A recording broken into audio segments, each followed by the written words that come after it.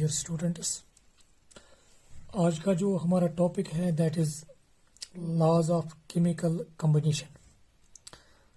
तो एक्चुअली ये laws of chemical combination है क्या? इनफैक्ट ये समझने के लिए हम पहले कुछ पॉइंट्स कहना चाहेंगे। जब भी हम केमिस्ट्री की बात करते हैं तो केमिस्ट्री में हम जनरली जो हमारा मेन फोकस होता है वो जनरली केमिकल रिएक्शंस ही होते हैं। और जब ये केमिकल रिएक्शंस होती हैं तो नए सब्सटेंसेस बन जाते हैं। फॉर एग्जांपल, अगर मैं कहूँ कि अगर हम हाइड्रोजन और ऑक्सीजन को मिलाएंगे, अगर हम हाइड्रोजन और ऑक्सीजन को मिलाएंगे in the presence of electric spark,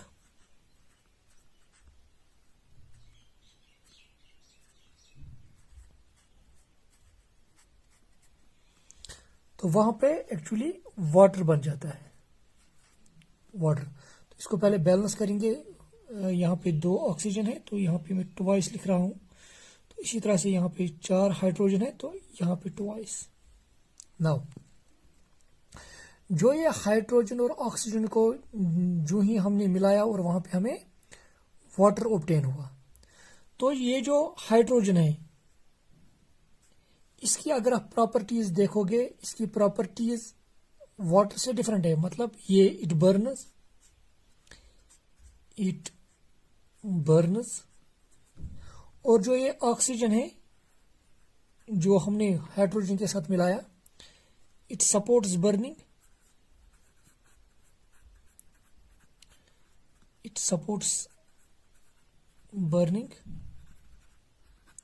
और इसके बरकस जो वाटर है it neither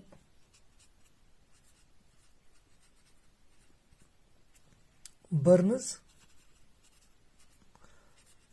nor helps in burning. Simple सी एग्जांपल मैंने यहाँ पे दी है ताकि आपको ये अच्छे से समझ आए। तो हमने क्या किया कि हमने हाइड्रोजन और ऑक्सीजन को मिलाया और यहाँ पे हमें वाटर हमने हासिल किया है। तो हाइड्रोजन की प्रॉपर्टी अलग है, ये बर्न होता है, ऑक्सीजन है सपोर्ट्स बर्निंग, और जो वाटर है न ये बर्न नहीं होता है और न सपोर्ट करता है बर्निंग में। तो इसका मतलब हाइड्रोजन और ऑक्सीजन के मिलाने से हमने एक नया चीज बनाया है। नया चीज मतलब जिसकी प्रॉपर्टीज डिफरेंट है compare to those substances from which it is obtained. मतलब वाटर की प्रॉपर्टी डिफरेंट है हाइड्रोजन से, वाटर की प्रॉपर्टी डिफरेंट है ऑक्सीजन से। तो जब भी हम कोई नया चीज बनाते हैं, कुछ सबस्टेंसेस को लेकर अगर हम उनसे कोई नया चीज बनाएंगे तो हम उस वक्त कहते हैं कि ये एक केमिकल रिएक्शन है। तो केमिकल रिएक्शन एक्चुअली क्या होती है? केमिकल रिएक्शन वो प्रोसेस है during which new substances are formed, जिनके द्वारा हम नए सबस्टेंसेस बनाते हैं और उनकी प्रॉपर्टीज डिफरेंट होती हैं than those from which it is formed. तो यहां पे मैं लिखना चाहूंगा chemical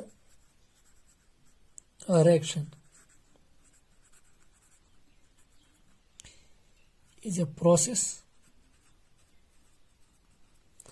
Chemical reaction is a process during which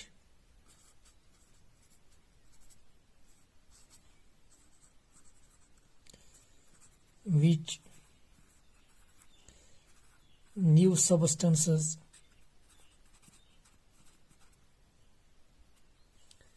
with new properties are formed during which new substances with new properties are formed। वो process जिसके दौरान हम कोई नया चीज बनाएंगे उस प्रोसेस को ही हम केमिकल रिएक्शन कहते हैं। That is called chemical reaction. तो ये एक फिर एग्जांपल है केमिकल रिएक्शन की। तो जो हमने यहाँ पे एक नया चीज बनाया है, अगर हम इस केमिकल रिएक्शन की बात करेंगे, जो हमने यहाँ पे नया चीज बनाया है दैट इज वाटर, और इसको हम बोलते हैं प्रोडक्ट और जिनसे बनाया है, मतलब हाइड्रोजन और ऑक्सीजन से, तो इनको हम कहेंगे फिर रिएक्टेंट, और चूंकि ये एक से ज्यादा है, reactants.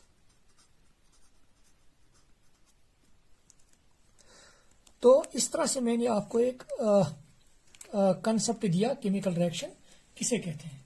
Now simply chemical reaction वो प्रोसेस है during which new substances with new properties are formed. और यहां पे मैंने आपको एग्जांपल भी दी है केमिकल रिएक्शन की। और ये देखा गया है, ये जो केमिकल रिएक्शंस है, ये जो केमिकल रिएक्शंस है, these chemical reactions do not occur randomly, ये रेंडमली नहीं होती हैं, but they occur under certain rules, under certain principles. बल्कि ये केमिकल रिएक्शंस कुछ रूल्स के तहत होती हैं, कुछ प्रिंसिपल्स के तहत होती हैं। उन rules and principles according to which these chemical reactions occur, उन्हीं रूल्स एंड प्रिंसिपल्स को ही हम लॉज ऑफ केमिकल कॉम्बिनेशन कहते हैं। So laws of chemical combination क्या है? हम ये कहेंगे the chemical reactions do not occur randomly, chemical reactions randomly नहीं होती हैं, but they occur under certain rules and principles. Those rules and principles are called laws of chemical combination। तो यहां पे मैं लिखना चाहूंगा आप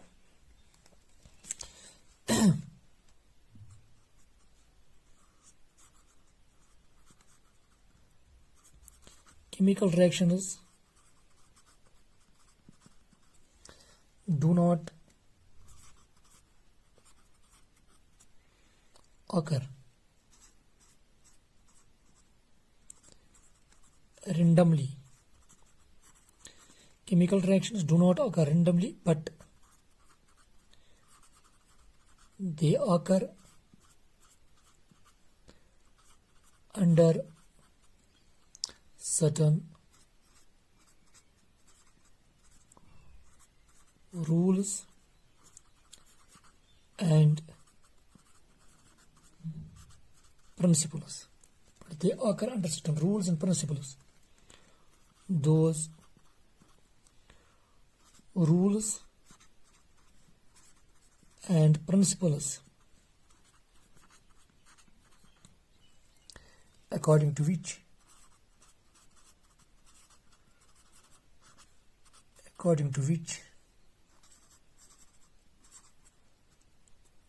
chemical reactions occur are called laws of chemical combination।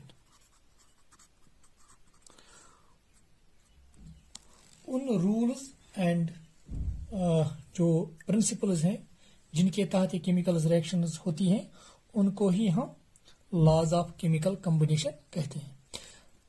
अब ये जो लॉज हैं, ये जो लॉज ऑफ केमिकल कॉम्बिनेशन है, ये कौन कौन से लॉज इसमें आते हैं? तो यहां पे मैं लिखना चाहूंगा the laws of combination or number 1 law of conservation of mass, number 2 law of definite proportion। ये एक और लॉ है जिसके तहत केमिकल रिएक्शंस होती हैं। एक और चीज आप यहां पे याद रखेंगे, इस लॉ को एक और नाम से भी हम जानते हैं, इट इज ऑल्सो कॉल्ड और law of constant composition. Third law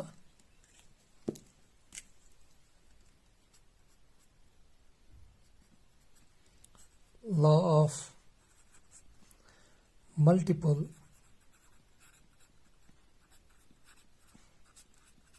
proportion. इसी तरह से एक और है लॉ ऑफ रेसिप्रोकल प्रपोर्शन। इसी तरह से एक और लॉ ऑफ एक और लॉ है जिसको हम कहते हैं लॉ ऑफ कंबाइनिंग वॉल्यूम्स।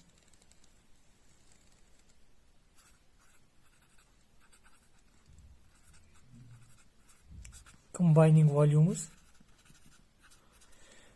और इसको एक और नाम से भी हम जानते हैं, that is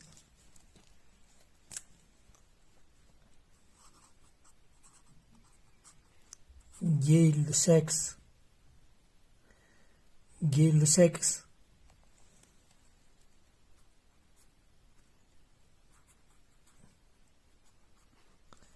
law of gaseous volumes। ये है लॉज ऑफ केमिकल कम्बिनेशन। तो लॉज ऑफ केमिकल कम्बिनेशन क्या है, जो मैंने अभी आपको कहा कि जो भी केमिकल रिएक्शंस हैं they do not occur randomly but they occur under certain rules and principles. Those rules and principles are called laws of chemical combination. तो इनमें जो लॉज ऑफ केमिकल कम्बिनेशन है वो है law of conservation of mass, law of definite proportion और law of constant proportion, law of multiple proportion, law of reciprocal proportion, law of combining volumes और Gay-Lussac's law of gaseous volumes. तो पहला पढ़ेंगे हम अब law of conservation of mass.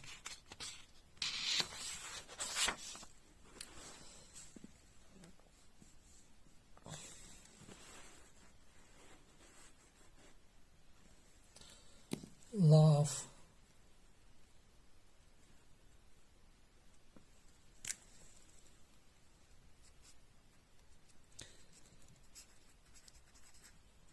Conservation.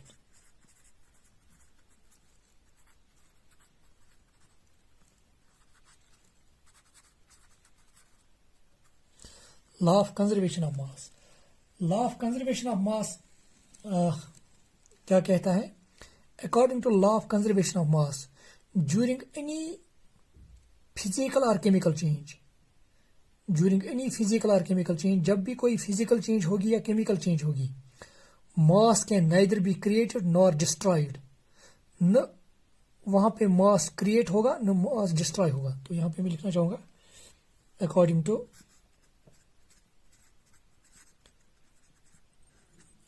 To law of conservation of mass, according to law of conservation of mass during any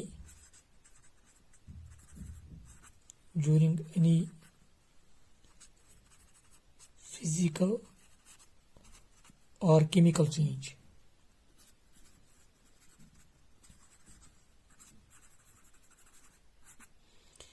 during any physical or chemical change mass can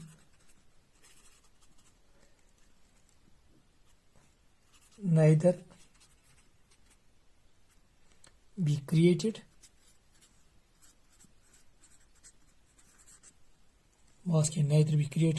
nor destroyed। Mass can neither be created nor destroyed. तो यहाँ पे एक चीज आप याद रखेंगे, this law is applicable to physical और chemical change. यहाँ पे आप देखेंगे ड्यूरिंग एनी फिजिकल और केमिकल चेंज, ये न्यूक्लियर चेंजेस के लिए अप्लाई नहीं होता है। तो ये आप याद रखेंगे, जब भी कोई फिजिकल चेंज होगी या केमिकल चेंज होगी, मास can neither be created nor destroyed. न वहां पे मास क्रिएट होगा न डिस्ट्रॉय होगा। थोड़ा समझने की कोशिश करेंगे। फॉर एग्जाम्पल अगर हम पहले फिजिकल चेंज की बात करेंगे, फिजिकल चेंज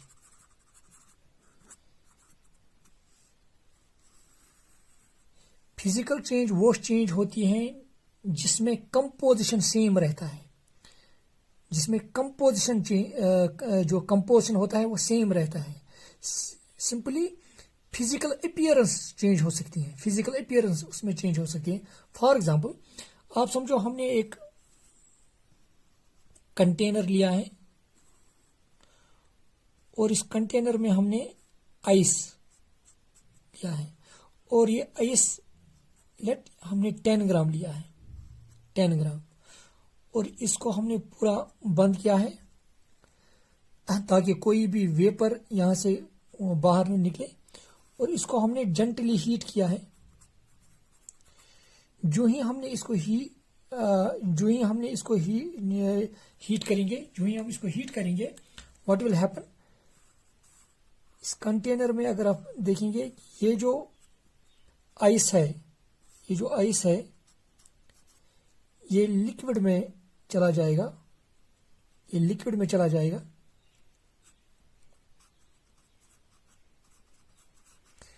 लिक्विड वाटर। और अगर इसका मास आप मेजर करेंगे, it will be exactly 10 gram.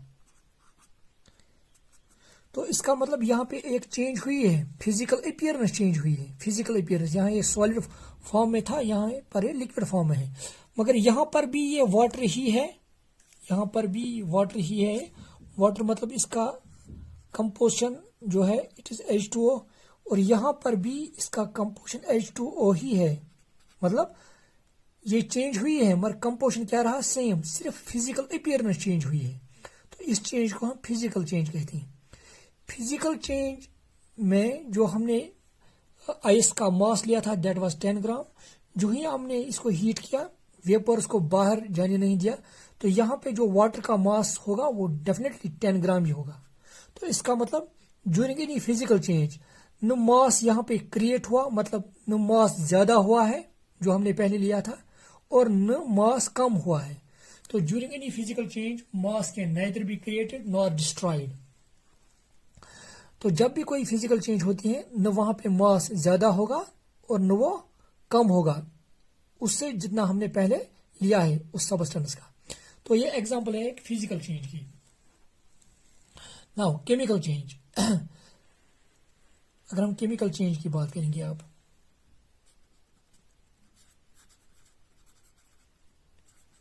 Chemical change, इसी तरह से अगर आप कोई केमिकल चेंज भी कराओगे तो वहां पर भी जो मास होगा जो आपने पहले लिया होगा, और जब आपने केमिकल चेंज कराई होगी वहां पर जो मास होगा that would B exactly same कि जितना आपने मास पहले लिया होगा। फॉर एग्जांपल इस एग्जांपल के जरिए हम समझाना चाहेंगे। एक ट्यूब अगर हम ले लेंगे,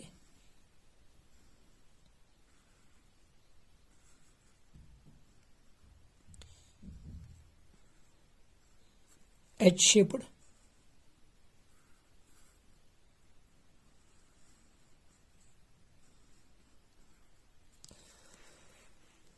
तो यहां पे क्या हम करेंगे, हम सॉल्ट सोल्यूशन ले लेंगे, NaCl सोल्यूशन,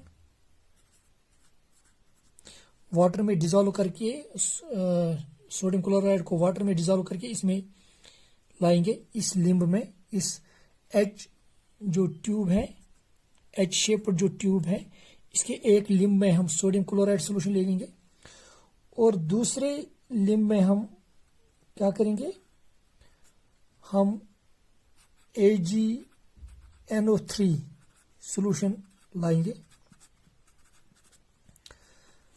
तो दोनों ट्रांसपेरेंट है, कलरलेस सॉल्यूशंस है। तो अब हम इनकी केमिकल चेंज कराएंगे। केमिकल चेंज या हम कहेंगे केमिकल चेंज, या हम केमिकल चेंज मतलब केमिकल रिएक्शन कराएंगे। केमिकल चेंज और केमिकल रिएक्शन एक ही है, केमिकल चेंज और केमिकल रिएक्शन, केमिकल रिएक्शन। तो जो ही हम इसकी केमिकल चेंज कराएंगे तो आप क्या देखेंगे कि जो मास हमने NaCl solution, silver nitrate solution का पहले लिया था, रिएक्शन करने के बाद भी वो मास उतना ही होगा। फॉर एग्जांपल आप समझो हम क्या करेंगे अब, ये ऊपर यहाँ पे बंद है, in fact it is called landlords tube, it's called landlords tube. तो केमिकल रिएक्शन जब आप करोगे, आपको कैसे पता चल जाएगा आप केमिकल रिएक्शन हुई है, तो आप इसको उल्टा करोगे, उससे क्या होगा, ये सॉल्यूशंस आपस में मिक्स हो जाएंगे। तो जो ही सॉल्यूशंस आपस में मिक्स हो जाएंगे, आप समझो मिक्स करने से पहले लेट हम मान के चलेंगे हमने सोडियम क्लोराइड सॉल्यूशन और सिल्वर नाइट्रेट सॉल्यूशन, चलो मान के चलेंगे हमने 40 ग्राम लिया था, चलो 40 ग्राम लिया था, अभी रिएक्शन नहीं हुई थी। सिल्वर नाइट्रेट अलग इस लिंब में, सोडियम क्लोराइड सॉल्यूशन अलग लिंब में लिया था, और हमने इसका मास मेजर किया था 40 ग्राम। तो अब हम क्या करेंगे, इसको हम उल्टा करेंगे, तो उससे क्या होगा, ये सॉल्यूशन मिक्स होगा। तो जो ही सॉल्यूशन मिक्स होगा, यू विल फाइंड कि वहां पे एक व्हाइट प्रेसिपिटेट बन जाएगा।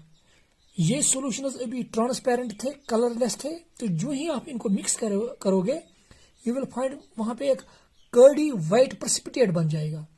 जो ये कर्डी व्हाइट प्रेसिपिटेट बन जाएगा, इसका मतलब है कि वहां पे केमिकल रिएक्शन होगी। तो ये जो केमिकल रिएक्शन वहां पे हुई है, तो उसके बाद केमिकल रिएक्शन होने के बाद आप फिर इसका वेट करोगे, यू विल डेफिनेटली फाइंड ये जो सॉल्यूशन आपने पहले से ही लिया था, सोडियम क्लोराइड और सिल्वर नाइट्रेट सॉल्यूशन, इसका मास अगर 40 ग्राम था, रिएक्शन करने के बाद भी इसका मास 40 ग्राम ही होगा। मतलब जो मास रिएक्शन करने से पहले था, रिएक्शन करने के बाद भी या रिएक्शन होने के बाद भी मास उतना ही होगा। तो इसका मतलब ड्यूरिंग एनी केमिकल चेंज, अगर केमिकल चेंज भी होगी, मास बिफोर चेंज और mass after change that would be equal. तो एक्चुअली इस को हम यहाँ पे in the form of reaction लिखेंगे कि एक्चुअली वहां पे होता क्या है, व्हाइट प्रेसिपिटेट क्यों बन जाता है। जो आपने यहाँ पे सोडियम क्लोराइड लिया होता है पहले से ही, NaCl सॉल्यूशन, सोडियम क्लोराइड हमने वाटर में लिया है, दैट इज एक्वस सॉल्यूशन। इसी तरह से सिल्वर नाइट्रेट को भी हमने वाटर में लिया होता है, दैट इज एक्वस सॉल्यूशन। तो जो ही आप इस ट्यूब को उल्टा करते हैं, what will happen, they mix, और उस मिक्स होने से क्या होता है, दिस सिल्वर जो है, सिल्वर ये एक्चुअली मिल जाता है इसके साथ, क्लोराइड के साथ, तो वहां पे बन जाता है AgCl। और ये AgCl जो होता है, इट इज व्हाइट प्रेसिपिटेट, और यही व्हाइट प्रेसिपिटेट ये जो है, it will settle at the bottom. तो वहां पे जो कर्डी प्रेसिपिटेट बन जाता है, that is because of this AgCl। तो AgCl, अब Ag और Cl आपस में मिल गए, इसी तरह से सोडियम और NO3 प्लस NaNO3। तो एक केमिकल रिएक्शन हुई, यहां पे हमने AgNO3 लिया, तो यहां पे कहीं पर भी AgNO3 नहीं है, एक नया सब्सटेंस बना है हमें AgCl। तो जब भी हम वो प्रोसेस करेंगे जहां पे हम नया सब्सटेंस बनाएंगे, दैट इज केमिकल रिएक्शन। तो यहां पे केमिकल रिएक्शन हुई, लेट इस केमिकल रिएक्शन में जो आपने इन रिएक्टेंट्स का मास लिया था, लेट यहाँ पे मैं लेट कर रहा हूं, लेट इट इज 40 ग्राम। तो जब आपने प्रोडक्ट बनाया होगा, और अगर आप इस प्रोडक्ट का भी मास देखोगे, that will be again 40 gram. मतलब mass before change and mass after change that would be equal.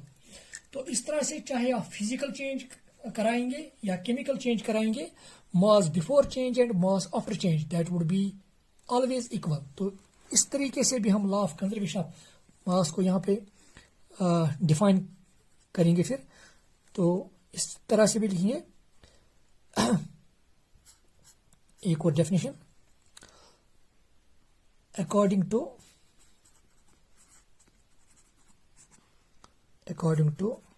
ये डेफिनेशन भी आप लिख सकते हैं इसको, law of conservation of mass को, according to law of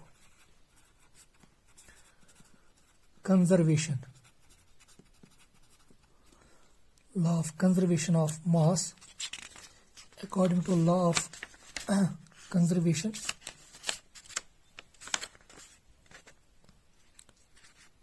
of mass, according to law of conservation of mass during any physical और chemical change, ये आप याद रखिएगा, ये इन दो चेंजेस के लिए ही अप्लाई होता है, ड्यूरिंग एनी फिजिकल और chemical change mass before change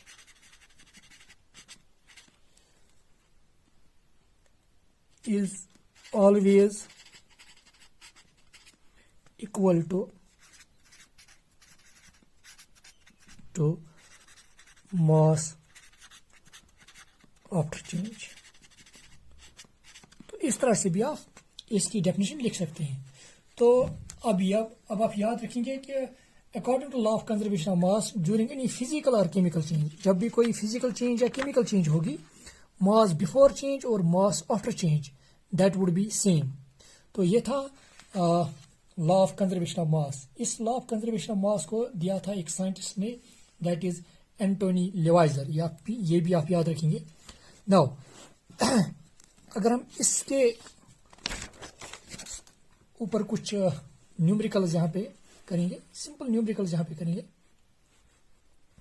तो अगर इस हिसाब से ये बताया जाएगा, for example if 100 grams of calcium carbonate is decomposed and it gives 56 grams of calcium oxide, then find mass of carbon dioxide. तो हमें मास ऑफ कार्बन डाइऑक्साइड यहाँ पे बताना होगा। एक्चुअली जब डिकम्पोजिशन ऑफ कैल्शियम कार्बोनेट होती है, तो सबसे पहले हमें यह पता होना चाहिए कि डिकम्पोजिशन ऑफ कैल्शियम कार्बोनेट, जब भी कैल्शियम कार्बोनेट डिकम्पोज होता है, एक्चुअली ये इस तरह से डिकम्पोज होता है, calcium oxide plus carbon dioxide.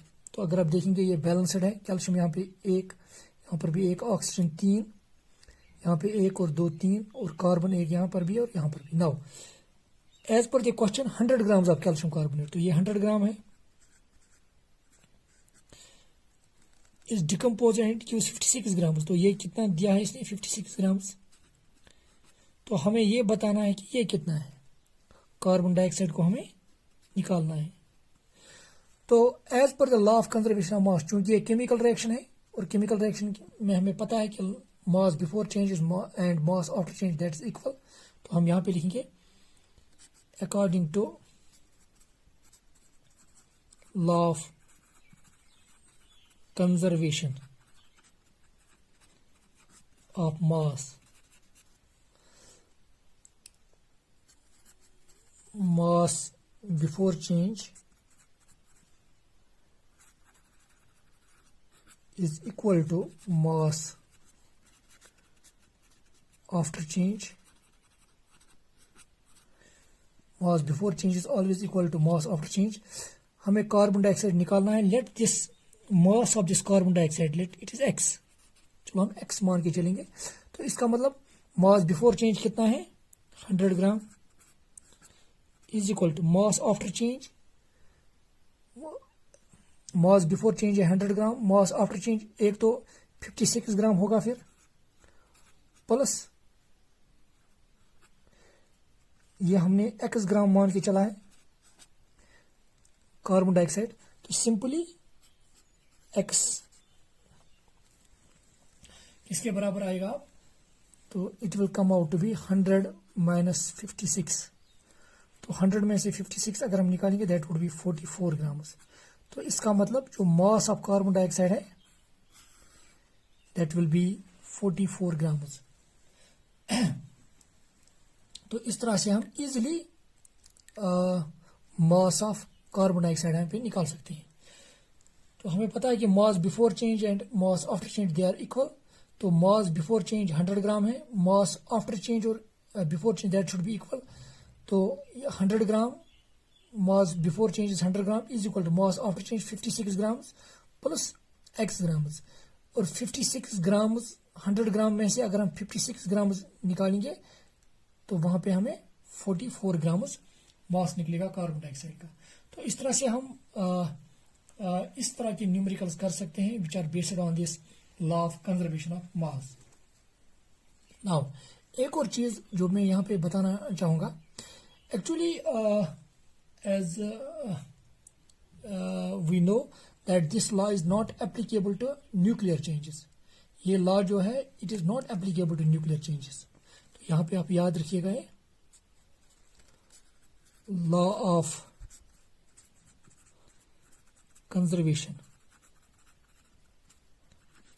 of mass is not applicable to nuclear changes, क्योंकि वहां पे एक्चुअली मास डिस्ट्रॉय होता है। फॉर एग्जांपल यहाँ पे है, मैं कोशिश करूंगा इसकी एग्जांपल देने की।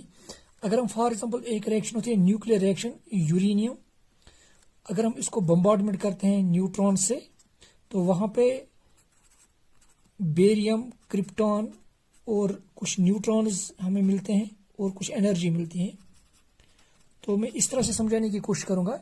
ये एक न्यूक्लियर रिएक्शन है और न्यूक्लियर रिएक्शन वो रिएक्शन होती हैं जहां पे न्यूक्लियस या हम कहेंगे न्यूक्लिये इन्वॉल्व होते हैं। अगर आप इनका मास वहां पे देखोगे, लेट समझाने के लिए मैं फिर यहां पे लेट कर रहा हूं, लेट इट इज 10 ग्राम। तो जब आप इनका मास देखोगे it will be always less than 10, तो हम मानेंगे 9.5 ग्राम।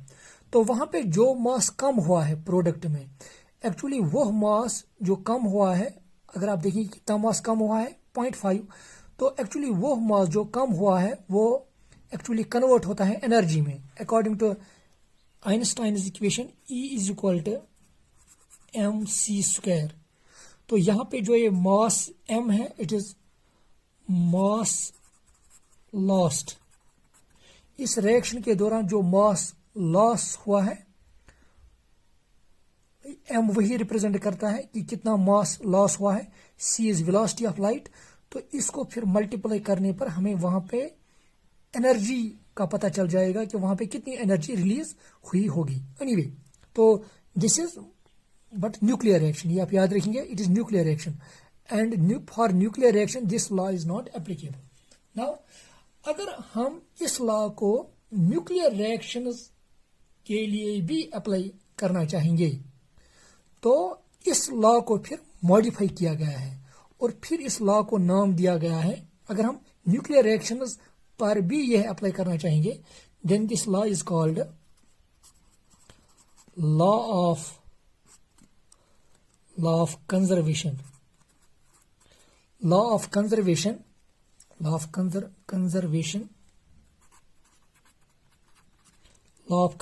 Of mass and energy. याद रखिए, मास एंड एनर्जी। और ये जो law of conservation of mass and energy है it is applicable to any change, whether that is physical change, chemical change and nuclear change.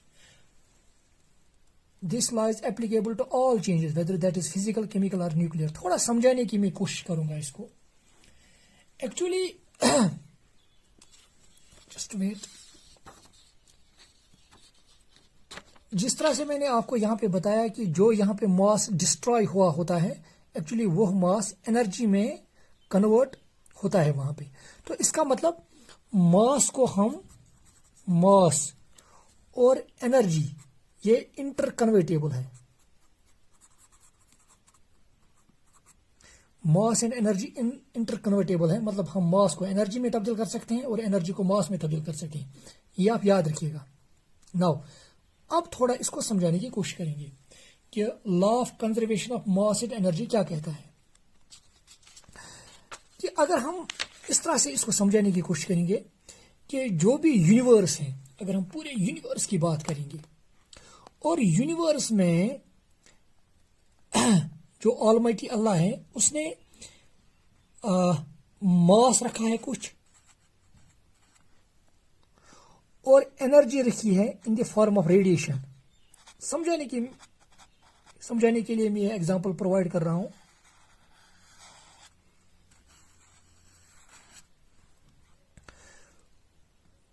Universe में मास रखा है और एनर्जी रखी है इन the form of radiation. Now तो मास जो यूनिवर्स में रखा गया है, क्योंकि मास बहुत ज्यादा है, हम लेट मान के चलेंगे ताकि आपको समझे आराम से आ जाए, आसानी से आ जाए। लेट मास रखा है टोटल 10 kg फॉर एग्जाम्पल, और जो एनर्जी है इन द फॉर्म ऑफ रेडिएशन ये रखी है फॉर एग्जाम्पल चलो 100 जूल। नाउ अब देखिए आप, तो जो मास और एनर्जी है, मास 10 kg है और एनर्जी है 100 जूल। क्योंकि हमें पता है कि हम मास को एनर्जी में कन्वर्ट कर सकते हैं एज पर E = mc²। चलो हम मान के चलेंगे अगर हम 1 kg मास एनर्जी में तब्दील करेंगे तो हमें वहां पे एक्चुअली मिलता है 10 जूल एनर्जी। जब हम मास को एनर्जी में तब्दील करेंगे, कितना मास एनर्जी में तब्दील होगा, एक्चुअली वो हम इससे कैलकुलेट करते हैं। तो हम यहां पे फर्ज करेंगे कि अगर 1 kg मास डिस्ट्रॉय होगा तो उससे वहां पे एनर्जी कितनी होगी, कितनी एनर्जी वहां पे निकलेगी, 10 जूल। तो इस हिसाब से अगर हम देखेंगे जब यूनिवर्स में मास 10 kg है, एनर्जी 100 जूल है, तो अगर हम कहेंगे मास प्लस एनर्जी, टोटल एनर्जी फिर इस यूनिवर्स में कितनी है, क्योंकि 1 kg एनर्जी 10 जूल देता है तो 10 kg के हिसाब से इसके भी फिर 100 जूल हुए, तो इसके भी फिर 100 जूल एनर्जी हुए, और ये जो एनर्जी है 100 जूल पहले से ही। तो इसका मतलब ऑलमाइटी अल्लाह ने टोटल एनर्जी रखी होगी यूनिवर्स में 200 joule.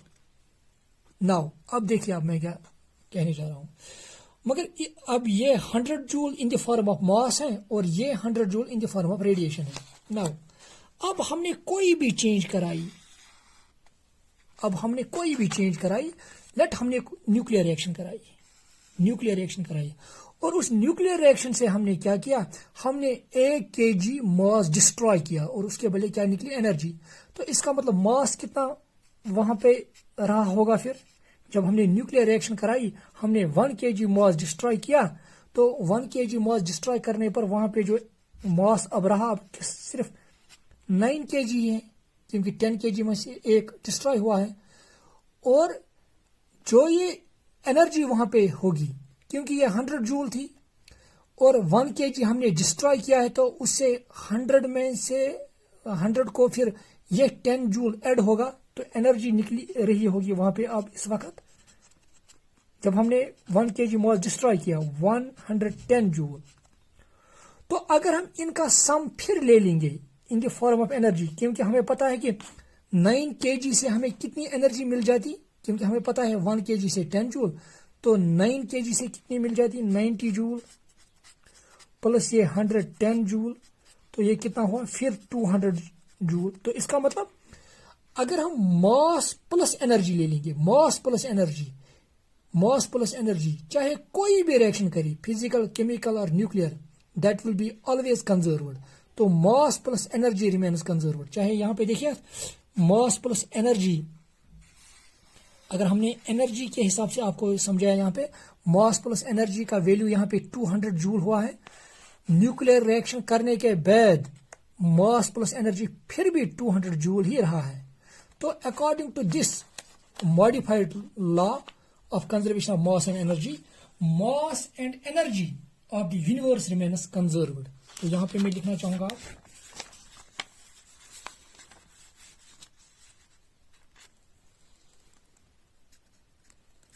according to law of conservation of mass and energy. अगर हम law of mass and energy के हिसाब से आप डिफाइन करेंगे इस लॉ को, तो हम क्या कहेंगे, according to law of conservation of mass and energy, total sum of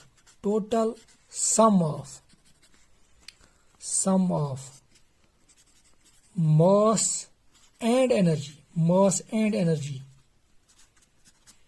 during any change, चाहे अब वो फिजिकल हो, केमिकल या nuclear, total sum of mass and energy during any change remains